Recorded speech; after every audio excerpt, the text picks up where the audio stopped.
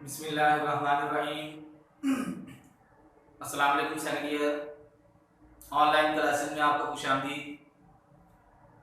बेटा ampere law हमने discuss किया। आगे हमारे पास है एम्पियर लॉ की एप्लीकेशन।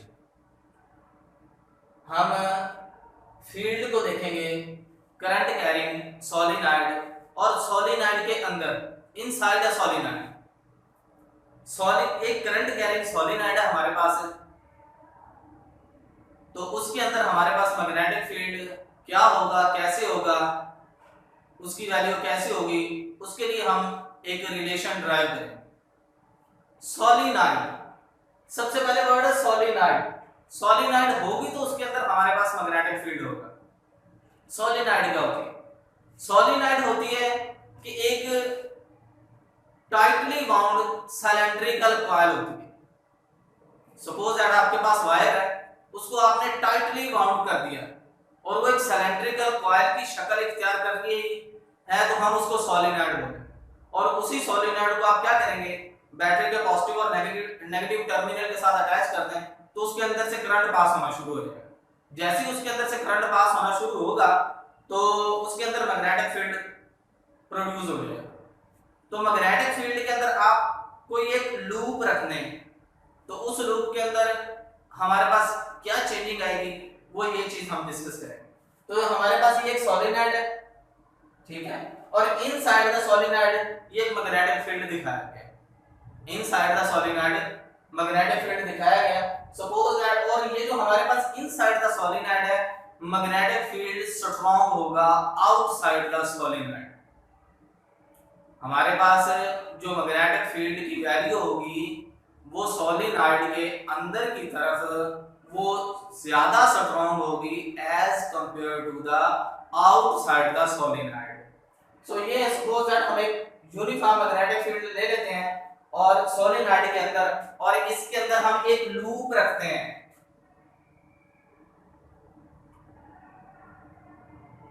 एक स्क्वायर लूप रखा, ए बी सी डी। तो ए से बी जो हमारे पास एलिमेंट है उसकी वैल्यू हमारे पास L1 है, और बी से सी जो हमारे पास वैल्यू है वो साइड L2 है, और सी टू डी हमारे पास जो है L3 है, और डी से ए की जानिब जो हमारे पास वैल्यू है एलिमेंट की वो लेंथ जो है हम उसको L4 का नाम देते हैं। आप क्या करें, इसी के ऊपर एम्पियर लॉ अप्लाई कर दो, एम्पियर्स लॉ।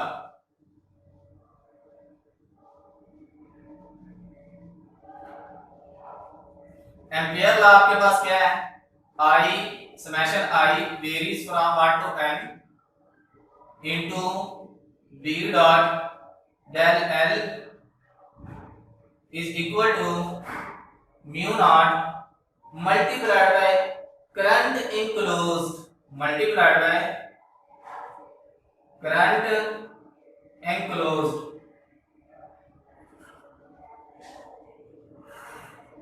सपोज दैट अब आप इसी इक्वेशन को, इस जनरल फॉर्म को इस लूप के अंदर भी चेंज कर सकते हैं जो वैल्यूज आपके पास है। देखें, summation I varies from 1 to n था, n की वैल्यू आपके पास 4 है, 4 side 4 b dot del l into I, ये हमारे पास वैसे ही आ जाएगा, is equal to mu naught multiplied by current enclosed। Current कितना क्लोज है उसकी वैल्यू सबसे पहले आप फाइंड आउट करें, या फिर इसी समेशन फॉर्म को खोल के लिख दें। ये आपके पास क्या फॉर्म होगी, b dot del L1 plus b dot del L2 plus b dot del L3 plus b dot del L4 is equal to mu naught multiplied by current enclosed।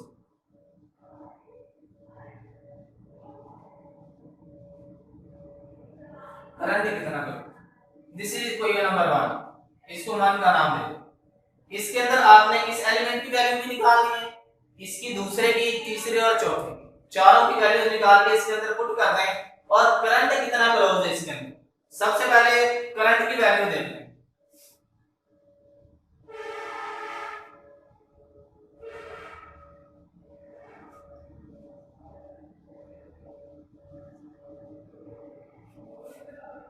Suppose that आपके पास number of turns n है, number of turns per unit length, per unit length के अंदर number of turns कितनी है, number of turns per unit length is equal to L1। Per unit length के अंदर number of turns L1 नहीं है आपके पास, बेटा ये n होगा, स्मॉल n। पर यूनिट लेंथ के अंदर जो नंबर ऑफ टर्न्स की वैल्यू होती है वो n होती है। और L1 के अंदर कितनी नंबर ऑफ टर्न्स है, ये हमारे पास होगा n L1। एक साइड के अंदर कितनी नंबर ऑफ टर्न्स है, ये n L1 हो जाएगा। Current enclose,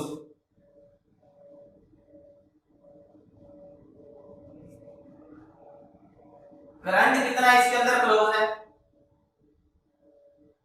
is equal to I। और इतनी नंबर ऑफ टर्न्स के अंदर कितना करंट एनक्लोज है, is equal to n L1I, n L1I। ये आपके पास करंट एनक्लोज की वैल्यू आ गई, ये कितना इसके अंदर क्लोज करंट। अब आप इस एलिमेंट को ले लें, फॉर एलिमेंट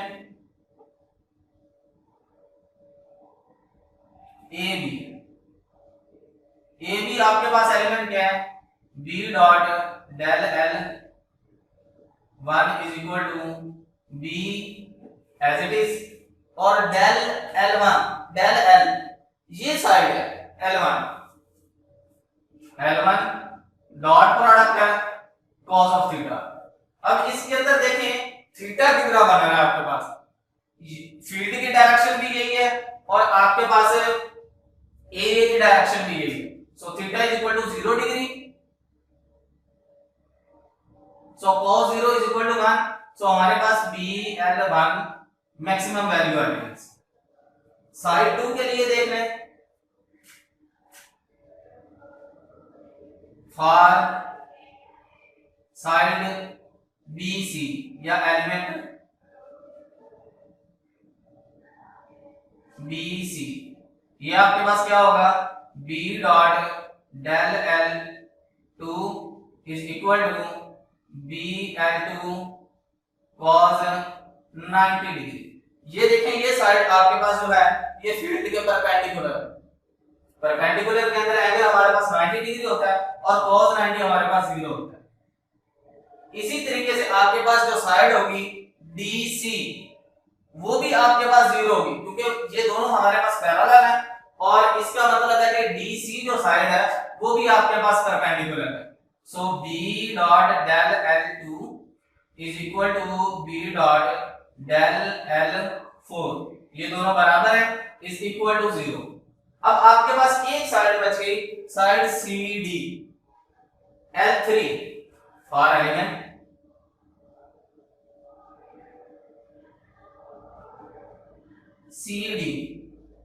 CD के अंदर क्या होगा, b dot del L3 is equal to,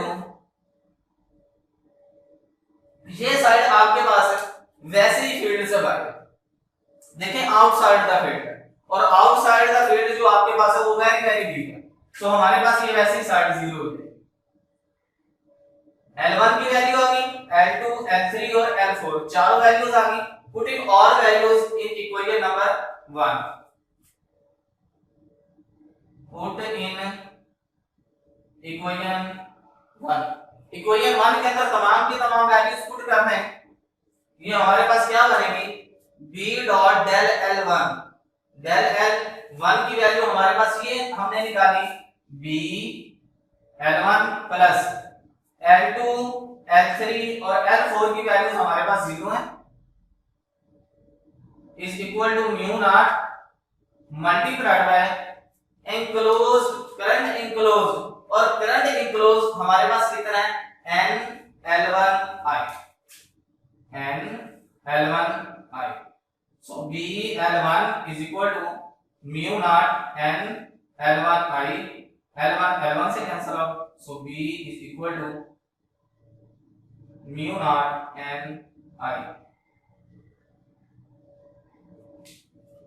current है, n number of turns per unit length, B magnetic field, और ये हमारे पास म्यू नॉट, इसकी वैल्यू हमारे पास होती है 4 pi multiplied by 10 to raise -7 weber per ampere per metre, permeability होती है इसको। बेटा इनसाइड का जो फील्ड है सोलेनोइड के अंदर उसकी वैल्यू ये होगी, और इसकी डायरेक्शन हम राइट हैंड रूल से फाइंड आउट कर सकते हैं। जिस डायरेक्शन के अंदर करंट है उसी डायरेक्शन के अंदर आप अपनी उंगलियों को बाउंड करेंगे, और ये जो थंब जिस डायरेक्शन के अंदर होगा वो ये थंब की जो डायरेक्शन होगी वो नॉर्थ पोल को शो करेगी। सो इसकी डायरेक्शन हम किससे फाइंड आउट कर सकते हैं, by right hand rule, by right hand rule. तो सैनिक आज के लिए इतना ही। बेटा आप लोगों का कोई क्वेश्चन हो तो आप कमेंट बॉक्स में बता सकते हैं। अल्लाह हाफिज़।